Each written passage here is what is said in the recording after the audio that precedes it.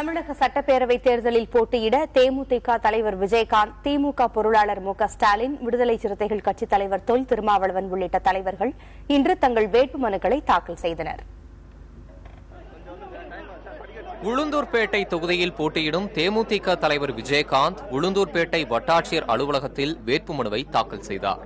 அப்போது விஜயகாந்தோடு அவரது மனைவி பிரேமலதா விஜயகாந்த், தேமுதிக இளைஞரணி செயலாளர் சுதீஷ் ஆகியோர் உடனிருந்தனர். தேமுதிக தலைவர் விஜயகாந்த் போட்டியிடும் 3வது சட்டப்பேரவை தேர்தல் இதுவாகும்.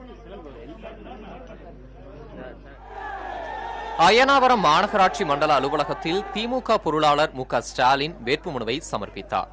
வேட்புமனு தாக்கலின் போது திமுக சட்டப்பிரிவு நிர்வாகிகள் சண்முக சுந்தரம், கிரிராஜன், காங்கிரஸ் சார்பாக ரங்கபாஷ்யம், தமிழ்நாடு முஸ்லிம் முன்னேற்றக் கழகத்தின் உஸ்மான் அலி ஆகியோர் உடனிருந்தனர்.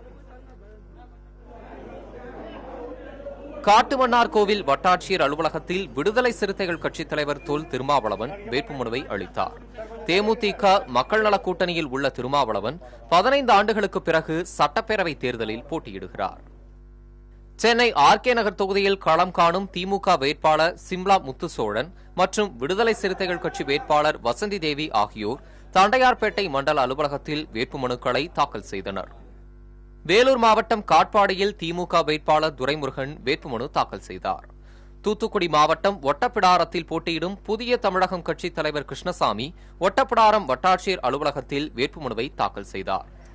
திமுக கூட்டணி சார்பாக ராமநாதபுரம் தொகுதியில் போட்டியிடும் மனிதநேய மக்கள் கட்சித் தலைவர் ஜவாஹிருல்லா ராமநாதபுரம் வருவாய் கோட்டாட்சியர் அலுவலகத்தில் வேட்புமனுவை தாக்கல் செய்தார். உளுந்தூர்பேட்டை வட்டாட்சியர் அலுவலகத்தில் பாமக வேட்பாளர் பாலு வேட்புமனு தாக்கல் செய்தார்.